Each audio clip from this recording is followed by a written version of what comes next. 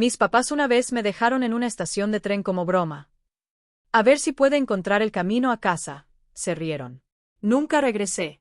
20 años después, por fin lograron localizarme.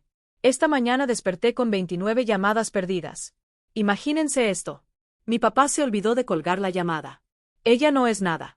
Una fracasada. Nunca debió haber nacido. Eso fue lo que dijo. Y yo, durante todos esos años, era la que pagaba la hipoteca. No grité, no lloré. Una semana después, vendí mi casa de lujo de $830,000 y me mudé a otro estado, dejándolo sin nada. Mi papá se quedó mudo cuando los nuevos dueños se mudaron. Miren, ¿se imaginan tener 12 años, estar sola en una bulliciosa estación de tren, viendo a tus propios padres alejarse en el coche, riéndose?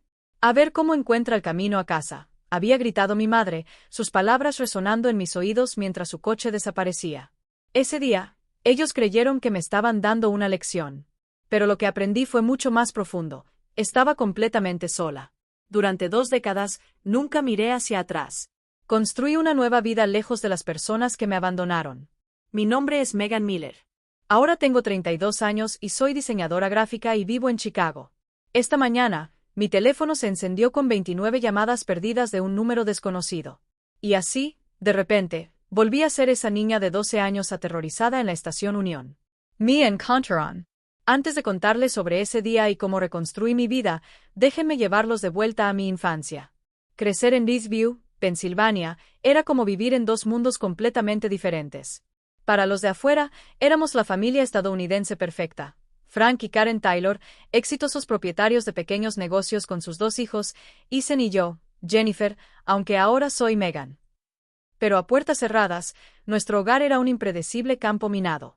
Mi padre, Frank, era dueño de la ferretería más grande del pueblo. Todos lo respetaban. Era conocido por su fuerte risa y sus generosas donaciones. Mi madre, Karen, regentaba una pequeña panadería famosa por sus tartas de manzana que ganaron premios 3 años seguidos. Parecían la pareja ideal, pero el Frank y la Karen que yo conocía eran personas completamente diferentes. El trato amable de papá desaparecía en el momento en que cruzaba el umbral de nuestra puerta. Su bebida solía comenzar a la hora de la cena y escalaba a partir de ahí. Un mal día en la tienda significaba caminar sobre cáscaras de huevo en casa, constantemente preparándonos para su ira. Y mamá, en lugar de protegernos, se convirtió en su más leal cómplice, siempre poniendo excusas. Tu padre trabaja muy duro por esta familia, decía, o simplemente necesita desahogarse. Su filosofía de crianza era lo que llamaban amor duro, pero en realidad era solo crueldad disfrazada de disciplina. Incluía esos retorcidos momentos de enseñanza que la mayoría de la gente reconocería como abuso emocional. Recuerdo que cuando tenía 7 años, me dejaron en un supermercado durante más de 1 hora porque había pedido dulces. Quizás ahora aprendas a no ser tan codiciosa, había dicho mamá cuando finalmente regresaron, encontrándome llorando junto al mostrador de atención al cliente. El gerente de la tienda había estado a punto de llamar a la policía. Mi hermano mayor, Ethan, años mayor que yo, lo tuvo muy diferente. Era el niño de oro, el mariscal de campo estrella, el estudiante de sobresaliente, el compañero de pesca de papá. Mientras a mí me criticaban por un 97% en un examen de matemáticas, ¿qué pasó con el 3% restante? A Ethan lo elogiaban por un BI. Me convertí en el chivo expiatorio de la familia. Si algo salía mal, de alguna manera era mi culpa. La cena estaba fría. Yo debía haber distraído a mamá. Papá tuvo un mal día en el trabajo, probablemente porque se quedó hasta tarde ayudándome con la tarea. La carga psicológica era aplastante para una niña. Mi 11º cumpleaños realmente lo recuerdo. Mamá había prometido una pequeña fiesta con algunos amigos. Había estado emocionada toda la semana, incluso ayudándola a hornear magdalenas la noche anterior. Pero la mañana de mi cumpleaños, me dijeron que iríamos al parque de atracciones local en su lugar. Me decepcionó, pero traté de no mostrarlo. Condujeron durante casi 1 hora, se detuvieron en el estacionamiento, me dieron $20 y dijeron, diviértete. Te recogeremos a las 5 de la tarde. Pasé mi cumpleaños sola, demasiado asustada para subirme a cualquier atracción, simplemente sentada en un banco cerca de la entrada, observando a otras familias reír juntas. Me recogieron a las 7 de la tarde, no a las 5, encontrándome aterrorizada y llorando. Solo te estamos enseñando a ser independiente, se había reído papá. Además, teníamos que ir a buscar tu pastel. No había pastel en casa, ni regalos tampoco. Cuando empecé a llorar, Me llamaron ingrata. Estas bromas y lecciones ocurrían regularmente durante mi infancia. Desarrollé mecanismos de afrontamiento. Quedarme callada, intentar ser invisible, pasar tiempo en casas de amigos siempre que fuera posible y perderme en el arte. Dibujar se convirtió en mi escape. En papel, podía crear mundos donde los adultos eran amables y los niños se sentían seguros. El día anterior al incidente de la estación de tren permanece muy claro en mi memoria. Acababa de recibir mi boleta de calificaciones y estaba tan orgullosa de mis sobresalientes, excepto por un sobresaliente en ciencias con un menos. Para la mayoría de los padres, esto sería motivo de celebración. Para los míos, era inaceptable. Un sobresaliente con menos, había bramado papá, agitando la boleta en mi cara. ¿Qué te pasa? Te estás volviendo perezosa. Isen nunca sacó menos en nada. Intenté muy duro, susurré. Claramente no lo suficiente, añadió mamá. No estamos criando niños mediocres. Esa noche, los escuché hablar en la cocina. Necesita aprender que la vida no te da nada, dijo papá. Es demasiado blanda, demasiado sensible. Quizás necesite una lección de verdad. Mama Asensio. Algo que no olvide. A la mañana siguiente, anunciaron que haríamos un viaje familiar de un día a Chicago. Ise no podía venir debido a la práctica de fútbol. Así que seríamos solo nosotros tres, algo que rara vez sucedía. A pesar de la tensión de la noche anterior, sentí un atisbo de esperanza. Quizás esta era su forma de disculparse. No podría haberme equivocado más. Me desperté con una mezcla de aprensión y emoción. Papá parecía inusualmente alegre en el desayuno, haciendo chistes e incluso revolviéndome el cabello. Mamá empacó sándwiches para el camino, tarareando para sí misma. El cambio de ambiente fue tan dramático que me inquietó en lugar de aliviarme. El viaje de Reedview a Chicago tomó poco más de 3 horas. Papá puso su estación de rock clásico favorita mientras mamá me interrogaba sobre capitales estatales desde el asiento del pasajero. Si me equivocaba en una, papá hacía un chasquido con la lengua y decía cosas como, hasta un niño de 3er grado sabría esa, Jen. A medida que nos acercábamos a las afueras de la ciudad, mamá se dio la vuelta para encararme. Entonces, Jennifer, dijo con una sonrisa extraña. ¿Crees que eres muy inteligente, A pesar de ese sobresaliente con menos. Supongo, respondí con cautela. Inteligente en los libros, quizás, interrumpió papá, con los ojos en la carretera. Pero astuta, eso es diferente. La vida real no se califica con una curva, añadió mamá crípticamente. El nudo en mi estómago se apretó. Miré por la ventana mientras el horizonte de Chicago aparecía a la vista, tratando de ignorar las señales de advertencia que parpadeaban en mi mente. Estacionamos cerca de Union Station alrededor del mediodía. El enorme edificio Beaux-Arts era intimidante, lleno de viajeros que se apresuraban en todas direcciones. Nunca había estado en Chicago, y la magnitud de la ciudad me abrumaba. ¿Hambrienta?, preguntó papá al entrar al gran salón de la estación. Asentí, aún esperando que esto se convirtiera en una salida familiar normal. Ya. Espera aquí junto a este pilar, me instruyó mamá, señalando una de las enormes columnas cerca de la entrada principal. Vamos a mover el coche a un mejor lugar de estacionamiento y a buscar algo de comer. Volvemos en 15 minutos. ¿No puedo ir con ustedes?, pregunté, esa ansiedad familiar invadiéndome. ¿Qué? Eres una bebé, se rió papá. Son solo 15 minutos. Tienes 12 años, por el amor de Dios. Pero no conozco Chicago, protesté débilmente. Exacto, dijo mamá con un extraño énfasis. Quédate aquí. No te muevas. Los observé alejarse, desapareciendo entre la multitud. El reloj de la estación marcaba las 12:17. Me quedé torpemente junto al pilar, observando a la gente pasar. Hombres de negocios con maletines, familias con equipaje, parejas tomadas de la mano. Pasaron 15 minutos, luego 20, luego 30. La ansiedad que había estado burbujeando ahora se convirtió en pánico total. ¿Se habrían olvidado dónde me dejaron? ¿Les habría pasado algo? A la hora, estaba luchando por contener las lágrimas. No tenía celular. No me habían dejado dinero para un teléfono público. Tenía exactamente $7 en el bolsillo, mi mesada semanal que había ahorrado para el viaje. Entonces, a través de los grandes ventanales que daban a la calle, vi nuestro Ford azul de turismo pasar lentamente por la estación. Mi corazón dio un salto. Se habían perdido o confundido sobre dónde encontrarse. Corrí hacia la salida, agitando frenéticamente. Cuando el coche pasó, vi a mis padres dentro. Papá conducía lentamente, y cuando me vio en la ventana, sonrió y me saludó. No fue un saludo de reconocimiento o alivio, sino un gesto de burla. Mamá bajó la ventanilla y gritó palabras que cambiarían mi vida para siempre. A ver cómo encuentras el camino a casa. Sus risas resonaron mientras aceleraban. Me quedé helada, incapaz de procesar lo que acababa de suceder. Me dejaron a propósito. En una ciudad a 3 horas de casa, sola. La negación inicial dio paso a una aplastante realidad. Esto no era una lección de 15 minutos. No estaban estacionando a la vuelta de la esquina, esperando saltar y decir, «Sorpresa, aprendiste la lección». En realidad, estaban conduciendo de regreso a Pensilvania sin mí. El pánico total se apoderó de mí. Corrí de nuevo a la estación, jadeando, las lágrimas corrían por mi cara. La inmensidad de Union Station se volvió aterradora. Demasiada gente, demasiado ruido, demasiadas salidas y entradas. ¿A dónde podía ir? ¿Qué podía hacer? No tenía teléfono, ni contactos en Chicago, ni suficiente dinero para un boleto a casa, ni identificación. Durante 2 horas, deambulé por la estación aturdida, ocasionalmente rompiendo a llorar antes de recomponerme. Tenía miedo de pedir ayuda.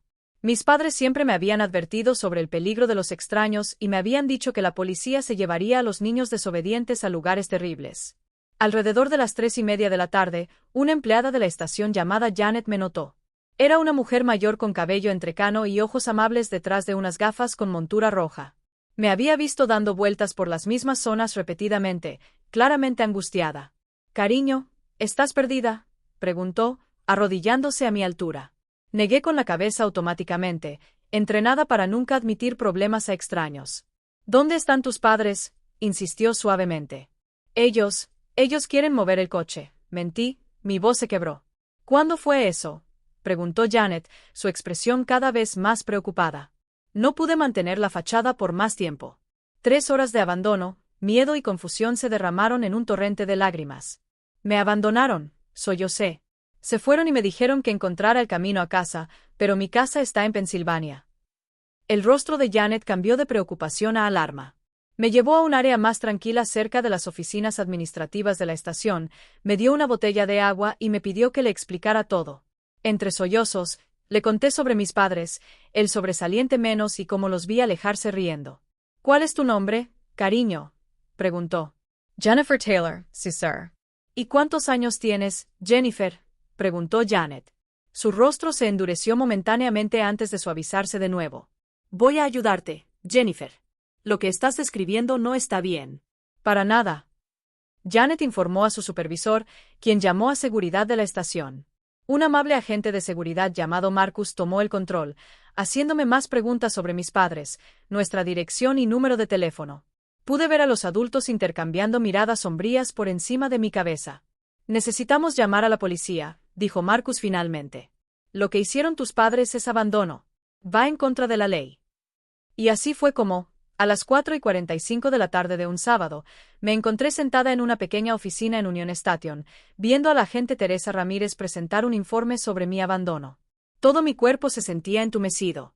Esto no podía ser real. Los padres no simplemente dejan a sus hijos en ciudades extrañas, pero los míos sí. Las luces fluorescentes de la comisaría del primer distrito del Departamento de Policía de Chicago zumbaban sobre mi cabeza mientras estaba sentada, envuelta en una manta prestada, aunque no hacía frío. La oficial Ramírez me había traído aquí después de tomar mi declaración en Union Station. Había sido amable pero profesional, documentando todo con una seriedad que hacía que la realidad de mi situación se asentara aún más profundamente. «Hemos intentado llamar a su número de casa 2 veces», me informó, dejando una taza de chocolate caliente. «Aún no contestan». Mi estómago se retorció. «Quizás todavía estén conduciendo de regreso», sugerí débilmente. El viaje a Reedview tardaría más de 3 horas. Una pequeña y desesperada parte de mí todavía esperaba que esto fuera solo una lección extrema, que darían la vuelta a mitad de camino una vez que sintieran que me había asustado lo suficiente. «Quizás», respondió la oficial Ramírez, pero su tono sugería que pensaba lo contrario.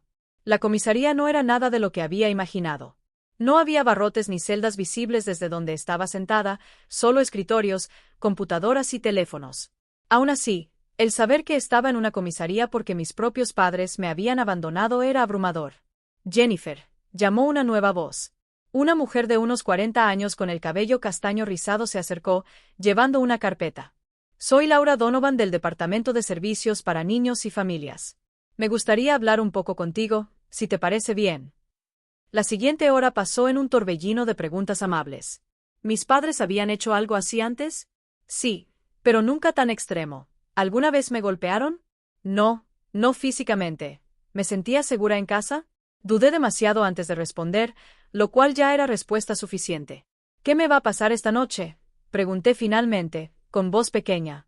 Laura explicó que, como no podían localizar a mis padres, me colocarían en un hogar de acogida de emergencia hasta que se pudiera resolver la situación. La palabra hogar de acogida me produjo un escalofrío.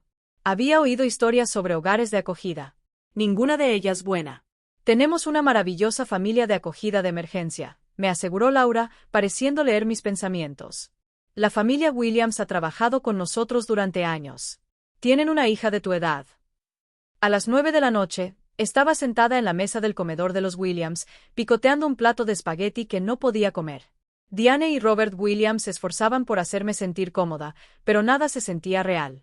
Su hija, Alicia, me mostró la habitación de invitados, ofreciéndome torpemente un pijama y un cepillo de dientes. Tus padres probablemente vendrán a buscarte mañana, dijo, tratando de ayudar. Asentí, sin creerlo. No dormí esa noche. Estuve despierta, mirando el techo desconocido, reviviendo la imagen de mis padres alejándose, riendo. ¿Qué clase de padres hacen eso? ¿Qué había hecho yo para merecerlo? A la mañana siguiente, después de un desayuno que apenas toqué, Laura Donovan regresó. Su expresión me dijo todo lo que necesitaba saber antes de que hablara. Localizamos a tus padres anoche, dijo con cuidado. ¿Vienen a buscarme?, pregunté, ya sabiendo la respuesta. Todavía no, respondió Laura. Dijeron que te estaban dando una lección sobre independencia y resolución de problemas. Las lágrimas brotaron de mis ojos, dejándome en un estado diferente. Afirmaron que planeaban llamar a la estación después de unas horas para ver cómo estaba, pero las cosas se complicaron cuando las autoridades intervinieron. Traducción: no habían planeado llamar a nadie. Esperaban que yo entrara en pánico, quizás llorara. ¿Y luego qué? ¿Encontrar a medicament al camino a casa? Sin dinero, sin teléfono y sin identificación. Tu hermano Isen confirmó que te esperaban en casa ayer por la tarde, continuó Laura. Se sorprendió cuando sus padres regresaron sin ti. Una nueva oleada de traición me invadió. Así que Isen no estaba involucrado. Pequeño consuelo. ¿Qué pasa ahora?, pregunté. Hemos organizado una reunión en nuestra oficina mañana. Tus padres estarán allí. Se ha notificado a un juez sobre el caso y habrá una audiencia a finales de esta semana para determinar los próximos pasos. Las siguientes 36 horas transcurrieron en una extraña incertidumbre. La familia Williams era amable, pero yo me sentía como un fantasma moviéndose por su hogar. Diane intentó entablar conversation conmigo. Robert se ofreció a jugar juegos de mesa, y Alicia me invitó a ver televisión con ella. Yo seguía las indicaciones, aturdida. La reunión en la oficina del DCFS, Departamento de Servicios para Niños y Familias, estaba programada para las 2 de la tarde del lunes.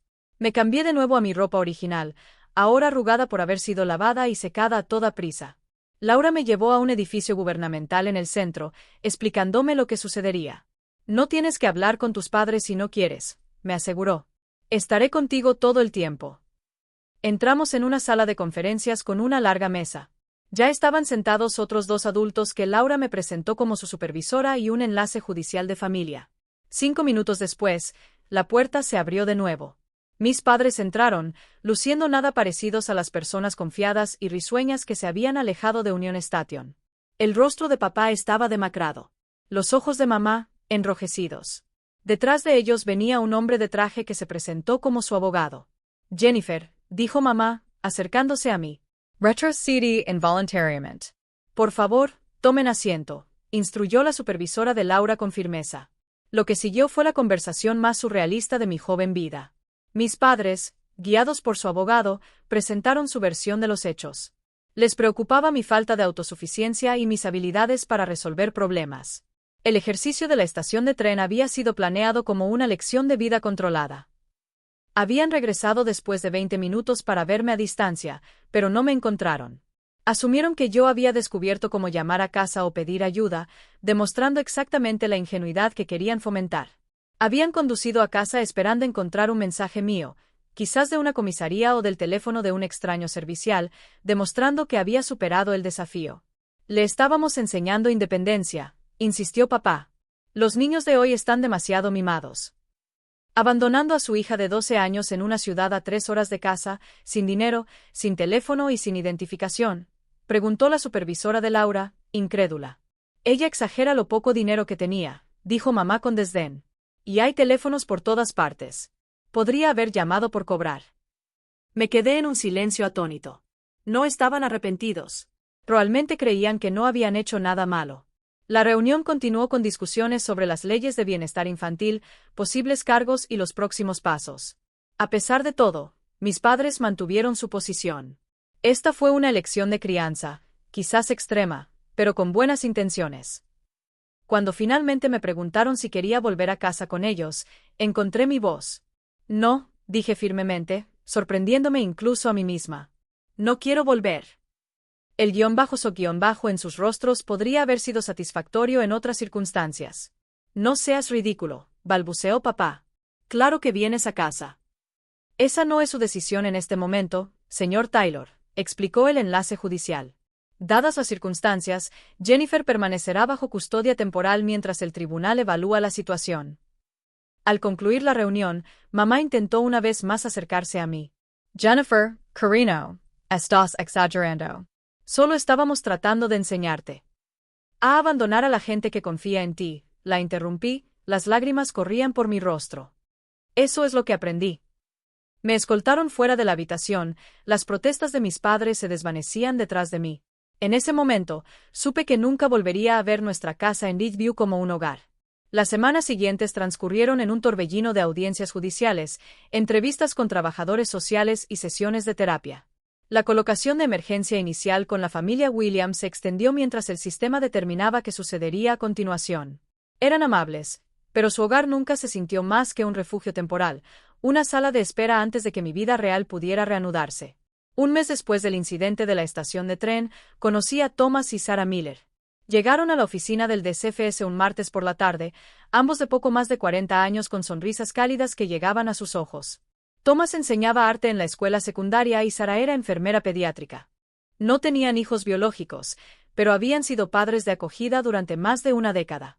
Creemos que todo niño merece seguridad, respeto y espacio para crecer, explicó Sarah durante nuestra primera reunión, supervisada por Grace Chin, mi nueva trabajadora social asignada.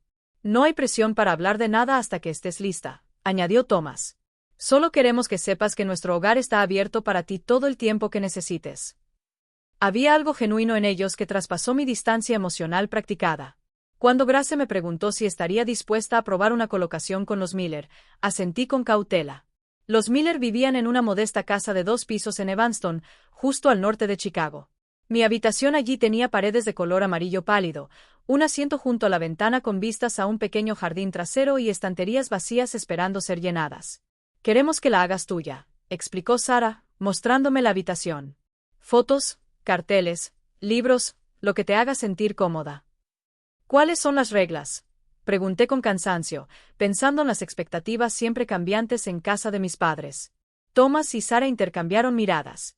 Respeto básico y seguridad, respondió Thomas. Avisarnos dónde estás, ayudar con las tareas domésticas, esforzarte al máximo en la escuela. Los detalles los resolveremos juntos a medida que avanzamos. Esperé el truco, las expectativas ocultas, los estándares imposibles. Nunca llegaron. El contraste entre los Miller y mis padres biológicos era desconcertante. La primera vez que derramé un vaso de jugo en la cena, me quedé paralizada de terror, esperando la explosión de ira. En cambio, Sarah simplemente me tendió un paño, diciendo, «No te preocupes. Los accidentes ocurren».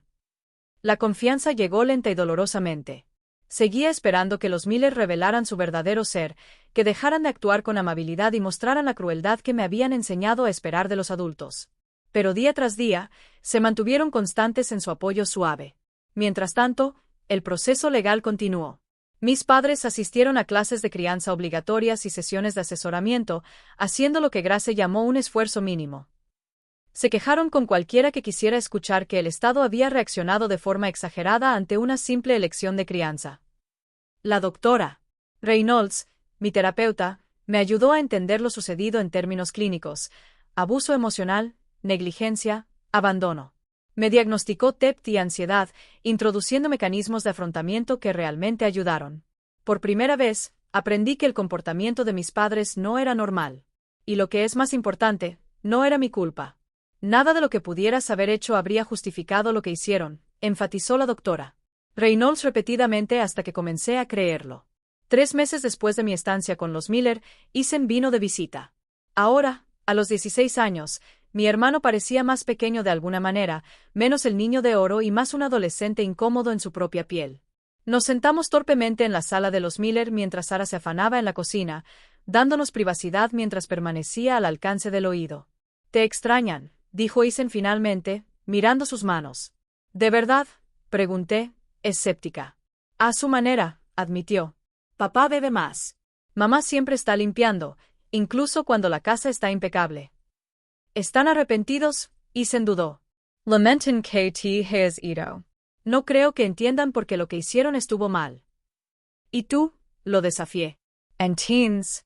Mi hermano levantó la vista, sus ojos se encontraron directamente con los míos por primera vez. «Sabía que eran más duros contigo.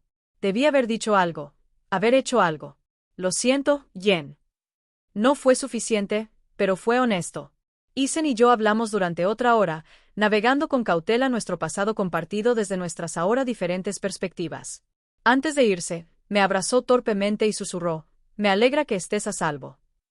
No volvimos a hablar durante muchos años.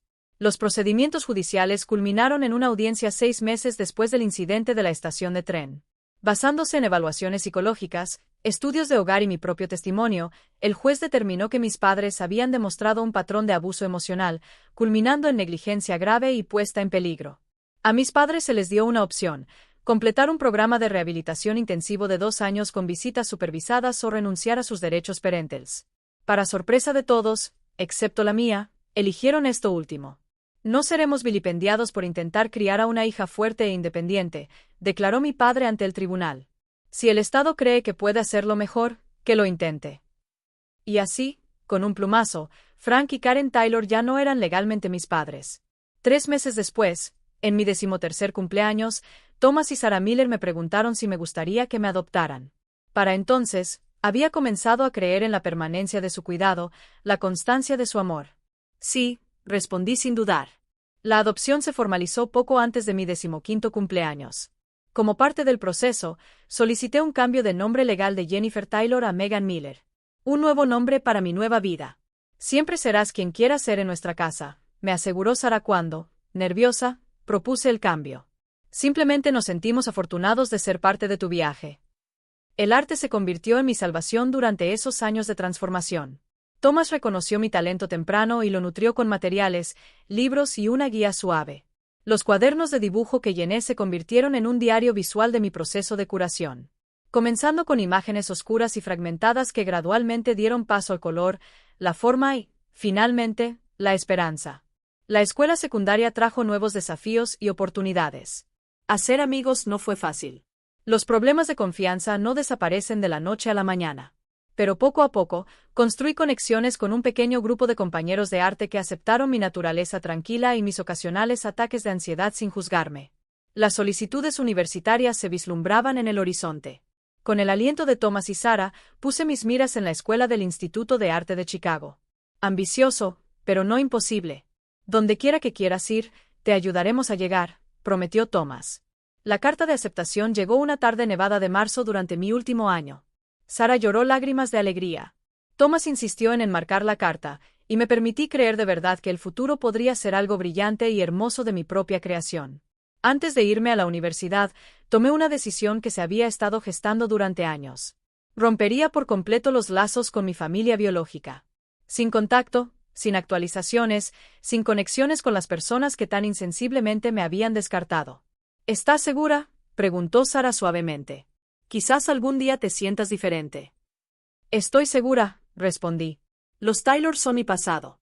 Ustedes son mi familia ahora». Y con esa resolución firmemente establecida, avancé hacia mi futuro. La universidad en la Escuela del Instituto de Arte de Chicago me abrió un mundo que solo había soñado. El campus vibraba con energía creativa. Estudiantes con cabello brillante y ropa poco convencional. Profesores que hablaban de arte como si pudiera cambiar el mundo. Y en todas partes, la libertad de experimentar y crecer. Mi primer semestre fue abrumador pero estimulante. Me especialicé en diseño gráfico, descubriendo una pasión por combinar el arte visual con la comunicación práctica. Cada proyecto exitoso me dio la confianza que había sido sistemáticamente desmantelada durante mi infancia. Thomas y Sarah me apoyaron desde lejos, enviándome paquetes de ayuda durante los exámenes finales y respetando mi necesidad de independencia, mientras se aseguraban de que yo supiera que su hogar seguía siendo mi santuario cada vez que lo necesitaba. El equilibrio que lograron me mostró cómo podían ser las relaciones saludables entre padres e hijos. Incluso cuando entré en la edad adulta, el segundo año trajo a Audrey a mi vida. Nos conocimos en una clase de teoría del color donde sus atrevidos experimentos con pigmentos de neón contrastaban con mi paleta más sobria. De alguna manera, esta diferencia nos unió en lugar de separarnos. Eres la artista más cuidadosa que he conocido, observó mientras tomábamos café después de clase un día. Cada trazo que haces es deliberado. ¿Es eso malo?, pregunté a la defensiva. No es malo, aclaró. Simplemente interesante. Me hace preguntarme qué pasaría si te dejaras llevar. La amistad de Audrey me desafió de maneras que necesitaba desesperadamente. Me empujó creativamente, pero respetó mis límites personalmente. Cuando finalmente compartí fragmentos de mi pasado con ella, escuchó sin piedad ni horror, y luego simplemente dijo: «Realmente metieron la pata al perder a alguien como tú». Fue Audrey quien me convenció de intentar salir con alguien durante mi tercer año, después de que pasé la universidad evitando cualquier cosa más allá de amistades casuales. «No tienes que confiar en todos», razonó. «Pero quizás intenta confiar en alguien». Brian era un estudiante de fotografía con ojos amables y manos pacientes. Nuestra primera cita, un café en una pequeña cafetería cerca del campus, se extendió a una conversación de 5 horas. Habló de crecer en la zona rural de Wisconsin, la granja lechera de sus padres, sus 3 hermanas menores. Yo compartí versiones cuidadosamente editadas de mis propios antecedentes, probando sus reacciones. Mis padres biológicos no eran buenas personas, expliqué vagamente. Fui adoptada de adolescente. La familia es complicada, respondió simplemente. Me interesa más quién eres ahora que de dónde vienes. Nuestra relación se desarrolló lentamente. Brian nunca forzó una intimidad mayor, emocional o física, de la que yo estaba lista para dar. La primera vez que me tendió la mano y yo retrocedí, él simplemente asintió y continuó nuestra conversación como si nada hubiera pasado. La próxima vez, estuve lista. La doctora Reynolds me había preparado para los desafíos de las relaciones adultas después de un trauma infantil. Los problemas de confianza no solo afectan a las parejas románticas, había explicado. Tiñen todas las conexiones humanas. La clave es la conciencia. Reconocer cuando tus reacciones provienen de heridas pasadas en lugar de realidades presentes. Esta conciencia ayudó cuando Brian y yo tuvimos nuestro primer conflicto serio a los 8 meses de relación. Una falta de comunicación sobre los planes me llevó a esperarlo sola en un restaurante durante más de 1 hora. Para cuando llegó, disculpándose profusamente por la batería de su teléfono muerta, yo estaba encerrada en un cubículo del baño, hiperventilando. «Me dejaste», lo acusé más tarde. Las palabras llevaban el peso del abandono mucho más allá de una cena retrasada. Brian escuchó mientras le explicaba, realmente le explicaba, lo que había sucedido en la estación de tren tantos años atrás. Cuando terminé, no ofreció tópicos vacíos ni una incómoda simpatía. «No puedo prometerte que nunca te decepcionaré», dijo finalmente. «Pero puedo prometerte que nunca te haré daño deliberadamente, y siempre, siempre regresaré». No fue suficiente para sanar todas las heridas, pero fue honesto. Nuestra relación continuó, más fuerte por la vulnerabilidad que habíamos compartido. La graduación se acercaba con una mezcla de emoción y ansiedad. La burbuja protectora de la academia estaba terminando. El mundo real esperaba. Gracias a la recomendación de una profesora, conseguí una entrevista en Element Design, una firma de tamaño mediano especializada en _branding_ para organizaciones sin fines de lucro y empresas sostenibles. «Nos gusta tu portafolio», me dijo la directora creativa después de revisar mi trabajo. «Pero, lo que es más importante, nos gusta tu enfoque. Hay una reflexión en tus diseños que no se puede enseñar». Comencé en Element 2 semanas después de graduarme, alquilando un pequeño estudio a 20 minutos de la oficina. El espacio era todo mío, la primera vez que vivía completamente sola. Pinté las paredes de un azul suave, colgué mis propias obras de arte junto con láminas de artistas que admiraba, y compré plantas que requerían cuidado diario, un pequeño ejercicio de nutrir la vida. El trabajo me desafió de maneras inesperadas. Los aspectos técnicos me resultaban naturales, pero colaborar con clientes, presentar conceptos y defender decisiones creativas me empujó mucho más allá de mi zona de confort. Mi supervisora, Nadia, parecía entender intuitivamente cuándo presionar y cuándo apoyar. Tu trabajo habla por sí solo, me aconsejó después de que me tropezara en una presentación temprana. Confía en eso, y la confianza vendrá. Tenía razón. Cada pequeño éxito se basó en el anterior, y en 2 años, estaba liderando proyectos para clientes importantes. La niña asustada de la estación de tren parecía cada vez más distante, aunque la terapia continuó ayudándome a integrar estas diferentes versiones de mí misma. A los 27 años, Brian me propuso matrimonio durante una visita de fin de semana a casa de Sarah y Thomas. Él les había pedido su bendición primero, no por un protocolo anticuado, sino reconociendo su centralidad en mi vida. Nos casamos en una pequeña ceremonia la primavera siguiente, con Audrey como mi dama de honor y Thomas llevándome al altar.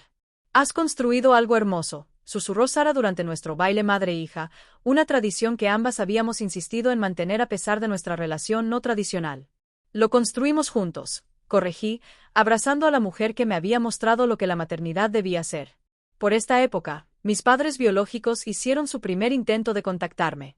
Un mensaje de Facebook de Karen apareció un martes cualquiera. «Jennifer, hemos estado pensando en ti. Nos encantaría reconectar. Papá y yo todavía estamos en Ridgeview». Miré el mensaje durante horas antes de mostrárselo a Brian, luego a la doctora Reynolds. Con su apoyo, tomé la decisión de mantener los límites que había establecido años antes. Bloqueé la cuenta sin responder, luego hice lo mismo cuando mensajes similares aparecieron en Instagram y LinkedIn en los meses siguientes. Las intrusiones me molestaron, pero me negué a que descarrilaran la vida que tanto me había costado construir. En cambio, canalicé las complicadas emociones en una nueva empresa. En 2008, dejé Element Design para iniciar mi propio estudio, centrándome en el _branding- para organizaciones que apoyan a niños y familias en crisis. Miller Creative se convirtió en mi identidad profesional, un nombre que representaba no solo mi trabajo, sino la familia que me había salvado. Desde un dormitorio libre en nuestro apartamento, el negocio creció constantemente a través de referencias y una creciente cartera de proyectos exitosos. Brian apoyó completamente mi salto empresarial. Su propia carrera como fotógrafo comercial proporcionó estabilidad durante los inciertos primeros meses. Discutimos sobre tener hijos, pero acordamos volver a abordar la cuestión una vez que el negocio estuviera establecido. La idea de la paternidad todavía me provocaba emociones complejas, miedos de reproducir inadvertidamente patrones a pesar de mis mejores intenciones. «Tú no eres ellos», me recordó la doctora Reynolds durante una sesión particularmente difícil, abordando estos miedos. «El simple hecho de que te preocupes por esto demuestra lo diferente que eres». Nuestro apartamento finalmente dio paso a una pequeña casa con suficiente espacio para oficinas en casas separadas y una habitación de invitados para la familia que nos visitaba. El día que nos mudamos, Brian me sorprendió con un perro de rescate, un gentil mastín tuerto llamado Scout que tenía su propia historia de abandono. «Pensé que ustedes dos se entenderían», explicó Brian mientras Scout exploraba cautelosamente su nuevo hogar. Tenía razón. Scout y yo conectamos de inmediato, su afecto incondicional ayudó a sanar partes de mí que todavía albergaban dudas. Mi rutina matutina se expandió para incluir paseos por el parque del vecindario, observando la alegría de Scout por el simple hecho de estar vivo y a salvo. Con cada año que pasaba, la vida que había construido se sentía cada vez más sólida. Mi negocio prosperó, mi matrimonio se profundizó y mi relación con Thomas y Sarah evolucionó hacia la dinámica de padres e hijos adultos que nunca esperé experimentar. Mi familia elegida se expandió para incluir a los padres y hermanas de Brian, quienes me recibieron sin reservas ni juicios. Había creado una existencia estable y saludable a pesar de, o quizás gracias a, el trauma que me había moldeado. Los recuerdos permanecieron, pero su poder disminuyó con cada elección consciente de vivir de manera diferente a como me habían criado. Hasta esta mañana, cuando mi teléfono se encendió con 29 llamadas perdidas y los muros cuidadosamente construidos entre el pasado y el presente comenzaron a desmoronarse. Miré mi teléfono con incredulidad. 29 llamadas perdidas de un número desconocido con un código de área de Pensilvania. La notificación me miraba fijamente, una intrusión digital de un pasado que me había esforzado tanto en dejar atrás. Mi dedo se cernió sobre el icono del buzón de voz, con el corazón latiéndome. Scout notó mi angustia, presionando su cuerpo cálido contra mis piernas. La luz del sol matutina entraba por las ventanas de la cocina, iluminando la escena habitual del desayuno, taza de café, tostadas a medio comer, laptop abierta con correos electrónicos de clientes, ahora transformada por esta conexión inesperada con mi vida anterior. Pulsé reproducir, conteniendo la respiración. Jennifer o Megan? Supongo que ahora es Megan. Una voz masculina, mayor, pero reconocible al instante. Ethan, es tu hermano. Sé que han pasado años y probablemente no quieras saber nada de nosotros, pero papá tuvo un ataque al corazón anoche. Es grave. Los médicos no están seguros de si lo logrará. Pensé que deberías saberlo. Mi número es. Desconecté antes de que el mensaje terminara, con las manos temblando tanto que se me cayó el teléfono. Scout gimió, empujando mi palma con su nariz. Estoy bien, susurré, más para mí que para él. Estoy bien. Pero no lo estaba. Mi cuidadosamente construida compartimentación se estaba desmoronando. En cuestión de minutos, aparecieron otras notificaciones. Un correo electrónico de una dirección que no reconocía, pero con el asunto tu padre, por favor, lee. Una solicitud de mensaje de Facebook que simplemente decía: Jennifer, soy mamá. Por favor, llama. Es urgente. 20 años de silencio y ahora esta avalancha de comunicación. ¿Por qué ahora? ¿Qué querían de mí? El ataque de pánico me golpeó sin previo aviso. Se me apretó el pecho, la respiración se volvió superficial y las paredes de la cocina parecieron cerrarse. No había experimentado uno tan severo en años. Buscando a tientas mi teléfono, llamé a la oficina de la doctora Reynolds, agradecida cuando accedió a verme en menos de una hora. Tu reacción es completamente normal, Francis, me aseguró mientras estaba sentada en su familiar oficina, agarrando un pañuelo. Este es un disparador significativo que se conecta a tu trauma central. No entiendo por qué estoy tan afectada, admití. Hice las paces con cortar la relación con ellos hace años. ¿De verdad?, preguntó suavemente. ¿O construiste una vida alrededor de la ausencia de esa pieza? La pregunta me golpeó más fuerte de lo que esperaba. ¿Había procesado realmente mi infancia o simplemente había evitado con éxito enfrentar sus heridas más profundas? ¿Qué hago?, pregunté finalmente. Eso depende de lo que quieras, respondió la doctora Reynolds. No hay una respuesta correcta aquí, Megan. Puedes mantener los límites que has establecido, lo cual sería totalmente válido, o puedes involucrarte en tus propios términos. Si hay algo que necesitas de esta interacción, que podría necesitar de ellos. Solo tú puedes responder eso, dijo. Cierre, respuestas, la oportunidad de decir tu verdad, o quizás la confirmación de que tu decisión de irte fue la correcta. Salí de la sesión con más preguntas que respuestas, pero también con técnicas de arraigo para manejar la ansiedad que amenazaba con abrumarme. De vuelta en casa, llamé a las 2 personas que se habían ganado el derecho a aconsejarme en asuntos familiares. Sara contestó al segundo timbrazo. Megan, qué grata sorpresa. En el momento en que escuché su voz, me derrumbé de nuevo. Entre lágrimas, lui expliqué la situación. Ay, cariño, dijo cuando terminé. ¿Qué podemos hacer? Dime qué hacer, supliqué. Sabes que no podemos hacer eso, respondió suavemente. Pero puedo decirte que, decidas lo que decidas, Thomas y yo te apoyamos completamente. Tu relación, o la falta de ella, con tu familia biológica no cambia nada entre nosotros. Después de colgar, llamé a Audrey, quien se ofreció a venir de inmediato. En menos de una hora, estaba en mi mesa de la cocina sirviendo vino a pesar de la hora temprana. Bien, pensemos esto con calma, dijo pragmáticamente. ¿Qué es lo peor que podría pasar si respondes? Podrían intentar arrastrarme de nuevo a su disfunción, hacerme sentir responsable por ellos, desestimar todo lo que hicieron, traumatizarme de nuevo. ¿Y qué es lo peor que podría pasar si no respondes? Lo consideré cuidadosamente. Siempre me preguntaría, quizás lamentaría no haber dicho lo que necesitaba decir. Entonces, la pregunta no se trata realmente de ellos, observó Audrey. Se trata de lo que tú necesitas. Cuando Brian regresó a casa esa noche, me encontró rodeada de investigaciones, impresiones sobre ataques cardíacos, protocolos de tratamiento, tasas de recuperación. Mi mente de diseñadora gráfica había creado un diagrama de flujo de posibles respuestas y sus posibles consecuencias. Veo que has estado ocupada, dijo, besándome la coronilla. Necesito entender lo que está pasando médicamente antes de decidir nada, expliqué. Si esto es realmente de vida o muerte o si es una manipulación. Brian terminó cuando yo me detuve. Es terrible de mi parte siquiera pensar eso. No, dijo con firmeza. Es autoprotector y astuto. Hablamos hasta altas horas de la noche, sopesando opciones y escenarios. Brian, quien nunca había conocido a mi familia biológica, pero había presenciado las secuelas de su daño, sostuvo que yo no les debía nada. Pero no se trata de deber, reconoció. Se trata de lo que te ayudará a seguir adelante. Por la mañana, había tomado una decisión. No llamaría ni visitaría de inmediato, pero respondería al mensaje de Isen con un mensaje de texto. Soy Megan. Recibí tu mensaje sobre papá. Necesito más información antes de decidir mis próximos pasos. ¿Qué tan grave es su condición? ¿Qué esperan exactamente tú y mamá de mí? Su respuesta llegó en cuestión de minutos. Gracias por responder. Fue un ataque al corazón importante. Está estable, pero crítico. Se programa triple-bypass- para mañana. Mamá está un desastre. No esperamos nada.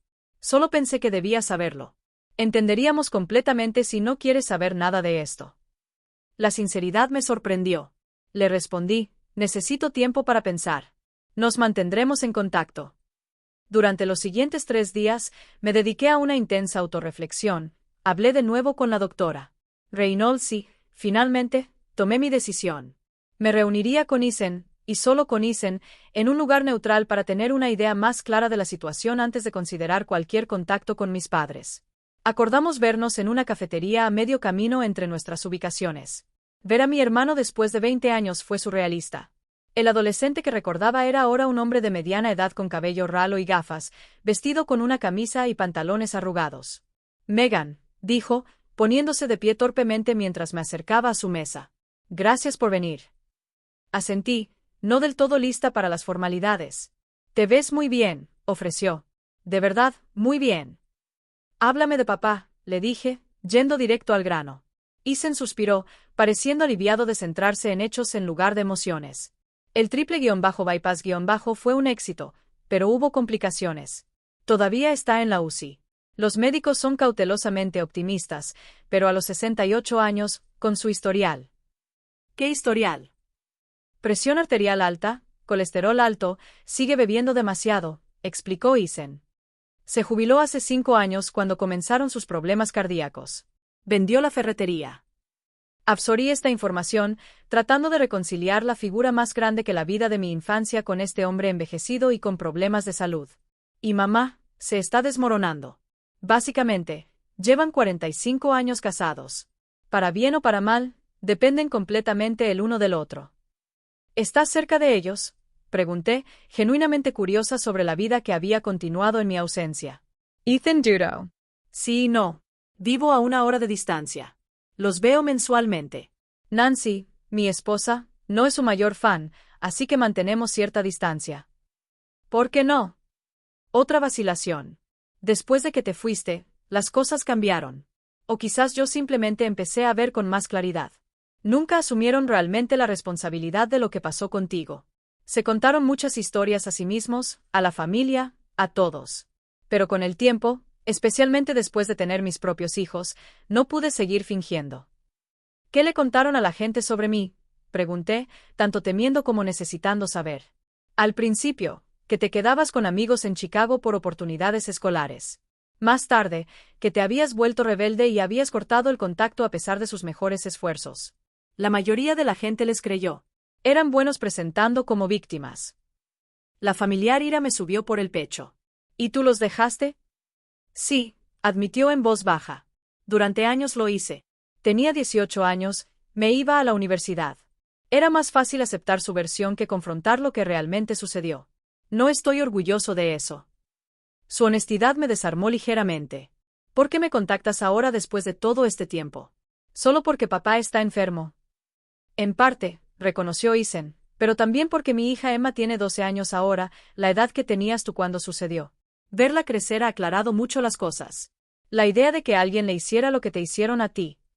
Sacudió la cabeza, incapaz de terminar. Hablamos durante casi 2 horas. Isen llenó el vacío de 20 años, contándome sobre su vida como contador, su esposa Nancy, sus 2 hijos. Respondió a mis preguntas sobre nuestros padres con una honestidad dolorosa, sin defender sus acciones ni exagerar sus faltas. ¿Alguna vez han expresado un remordimiento genuino?, pregunté finalmente. No un lamento porque me fuera, sino una comprensión real de lo que hicieron mal. A veces, respondió Isen. Papá ha dicho cosas cuando bebe que se excedió, que desearía que las cosas hubieran sido diferentes. Mamá todavía lucha más con la asunción de responsabilidades, pero ambos han preguntado por ti a lo largo de los años. Guardan una foto tuya, tu foto de la escuela secundaria, de antes, en su repisa. La imagen me perturbó, mi yo más joven, conservada en su hogar como un monumento, mientras la persona en la que me había convertido seguía siendo desconocida para ellos. ¿Considerarías visitar a papá en el hospital?, preguntó Isen finalmente. No tendrías que hablar con él si está despierto, y puedo asegurarme de que mamá no esté si lo prefieres. Consideré la petición cuidadosamente. Necesito pensarlo. Claro, asintió. Y Megan, decidas lo que decidas, está bien. No nos debes nada a ninguno de nosotros. Al despedirnos, Isen me ofreció la mano con vacilación. La tomé brevemente. Esta conexión física con mi pasado, extraña y significativa a la vez. Esa noche, discutí todo con Brian, quien apoyó mi inclinación a ver a mi padre manteniendo límites estrictos. Solo recuerda, advirtió. Ya no eres esa niña indefensa de 12 años. Estás de visita en tus propios términos. Puedes irte en cualquier momento. A la mañana siguiente, llamé a la doctora Reynolds y le pregunté si me acompañaría al hospital, no como mi terapeuta específicamente, sino como una persona de apoyo que entendía la complejidad de la situación. Ella aceptó de inmediato. Esta es una oportunidad para conectar con tu pasado desde una posición de fortaleza, observó. Pero solo si es lo que realmente quieres. Pensé en la niña asustada de Union Station, en los años de curación, en la vida que había construido, y en los padres que habían decidido abandonarme. Luego pensé en el hombre en la cama del hospital enfrentando su propia mortalidad. Sí, dije finalmente. Creo que necesito hacer esto, no por ellos, sino por mí. El pasillo del hospital parecía interminable mientras la doctora Reynolds y yo caminábamos hacia la UCI cardíaca. Cada paso requería un esfuerzo consciente. Mi cuerpo parecía intentar protegerme negándose a avanzar. El olor antiséptico, las voces susurradas, el pitido urgente ocasional, todo intensificaba mi ya abrumadora ansiedad. «Podemos hacer una pausa», ofreció la doctora Reynolds, notando mi respiración superficial. Negué con la cabeza. Si me detengo, quizás no vuelva a empezar. Ise nos esperaba en la entrada de la UCI, el alivio visible en su rostro al vernos. «Gracias por venir», dijo en voz baja. «Papá está despierto pero cansado de la fisioterapia. Mamá está en la cafetería. Me aseguré de programar esto cuando ella estuviera fuera, como solicitaste». «¿Y ella estuvo de acuerdo con eso?», pregunté escéptica. «No exactamente», admitió Isen. «Le dije que necesitaba tiempo a solas con papá para discutir asuntos de seguros». Su incomodidad con el engaño era obvia. Presenté a la doctora Reynolds simplemente como una amiga y Isen no cuestionó su presencia. Mientras nos acercábamos a la habitación de mi padre, él me tocó el brazo ligeramente. «Solo para que estés preparada, se ve diferente. Más viejo, obviamente, y la cirugía». Asentí, preparandum. Nada podría haberme preparado completamente para la vista de Frank Taylor. Antes tan imponente en los recuerdos de mi infancia, ahora disminuido en una cama de hospital rodeado de equipos de monitoreo. Tubos y cables conectados a su cuerpo pálido, una cánula nasal que le administraba oxígeno. Su pecho cubierto por una bata de hospital, pero claramente vendado debajo. Tenía los ojos cerrados cuando entramos, pero se abrieron al sonido de los pasos. Por un momento, no hubo reconocimiento en su mirada al mirarme. Luego sus ojos se abrieron, los labios se separaron en _. «Jennifer», susurró, con voz áspera. «Ahora soy Megan», corregí automáticamente. «Megan», repitió, como si probara el nombre desconocido. «¿Veniste?». Permanecí cerca de la puerta, incapaz de acercarme. «Sí». El silencio se extendió entre nosotros. 20 años de ausencia comprimidos en el pequeño espacio de su habitación del hospital. ¿Qué se le dice a un padre que te abandonó? A una hija que nunca regresó. «Te pareces a tu madre», dijo finalmente. «Me parezco a Sarah Miller», respondí con firmeza. «Mi madre adoptiva». Su rostro se tensó brevemente, luego se relajó en resignación. «Por supuesto, me merezco eso». La Dra. Reynolds estaba ligeramente detrás de mí, su presencia reconfortante. Isen se movía incómodo cerca de la cama de su padre, claramente inseguro de su papel en este reencuentro. «¿Por qué querías verme?», pregunté directamente, necesitando establecer el control de la conversación. Frank pareció sorprendido por la pregunta. Eres mi hija. Fui tu hija, corregí, hasta que decidiste que una niña de 12 años necesitaba encontrar el camino a casa desde Chicago. Él se encogió visiblemente. Cometimos un error. Un terrible error. Un error es olvidarse de recoger a alguien. Un error es llegar tarde. Lo que tú y mamá hicieron fue crueldad deliberada disfrazada de crianza. Mi voz se mantuvo firme, sorprendiéndome con su fuerza. Años de terapia me habían preparado para este momento, aunque nunca esperé que llegara. Tienes razón, dijo Frank en voz baja. No hay excusa. He tenido mucho tiempo para pensar, especialmente desde que... Señaló débilmente el equipo médico que lo rodeaba. Cuando te enfrentas al final, ves las cosas de otra manera. ¿Te estás muriendo?, pregunté sin rodeos. No de inmediato, me dicen. Pero esto fue un aviso. Te hace reflexionar sobre tus arrepentimientos. Intentó una débil sonrisa que no llegó a sus ojos. Y soy un arrepentimiento. Lo que te hicimos es mi mayor arrepentimiento, aclaró. No tú. Nunca. Tú. Fue lo más parecido a una disculpa que había escuchado de cualquiera de mis padres, pero se sentía insuficiente ante la magnitud de sus acciones y los años de trauma que siguieron. La conversación fue interrumpida por un alboroto en la puerta. Karen Taylor se quedó helada en la entrada, taza de café en mano, mirándome como si viera un fantasma. Jennifer, ex-Hollow. Ahora es Megan, corrigió Isen rápidamente. Me volví para enfrentar a la mujer que me había dado a luz y luego me abandonó riendo. A sus 65 años, todavía estaba cuidadosamente arreglada, cabello teñido, maquillaje aplicado, incluso ropa a medida a pesar del entorno hospitalario. Solo sus ojos delataban su edad y el estrés por la condición de su esposo. Le dije que arreglaría otro momento, me dijo Isen disculpándose. Está bien, respondí, aunque no lo estaba. Tener a ambos padres presentes a la vez no había sido parte de mi plan cuidadosamente construido. Karen se movió hacia mí como para abrazarme, pero se detuvo cuando instintivamente retrocedí. Sus manos revolotearon torpemente antes de caer a los costados. Estás tan hermosa, dijo, los ojos se llenaron de lágrimas. Tan grande. He pensado en ti todos los días. Me preguntaba dónde estabas, si eras feliz. Si alguna vez pensaste en nosotros. Karen, advirtió Frank débilmente desde su cama. Dale espacio. La ironía de que Frank Taylor abogara por los límites no se me escapó. Necesito aire, anuncié bruscamente, girándome hacia la puerta. La doctora. Reynolds se movió inmediatamente para acompañarme. Por favor, no te vayas, me llamó Karen. Por favor, te hemos extrañado mucho. Me detuve en el umbral, volviéndome para enfrentar a mis dos padres biológicos. Me extrañaron. Me abandonaron en una ciudad extraña cuando tenía 12 años. Se fueron riendo mientras yo miraba. Renunciaron a sus derechos parentales en lugar de admitir que lo que hicieron estuvo mal. Y ahora, 20 años después, quieren hablar de que me extrañan. Las palabras brotaron. Años de ira no expresada finalmente encontrando voz. Karen se encogió como si la hubieran golpeado físicamente. Fuimos padres terribles, admitió, las lágrimas ahora corrían libremente. No supimos cómo amarte adecuadamente. Eso no es excusa, repliqué. Millones de personas saben cómo ser padres sin abandonar a sus hijos. Tienes razón, interrumpió Frank desde su cama. No hay excusa. Te fallamos por completo. El simple reconocimiento, desprovisto de justificación, me desarmó momentáneamente. Esto era lo que necesitaba escuchar hace 20 años. No explicaciones o defensas, sino una simple rendición de cuentas. No vine aquí por disculpas, dije finalmente. Vine a ver por mí misma que las personas que tenían tanto poder sobre mí son solo eso, personas. Defectuosas, envejecidas, personas comunes que tomaron decisiones imperdonables. ¿Hay alguna posibilidad?, comenzó Karen. No, interrumpí. No hay posibilidad de reconciliación si eso es lo que estás preguntando.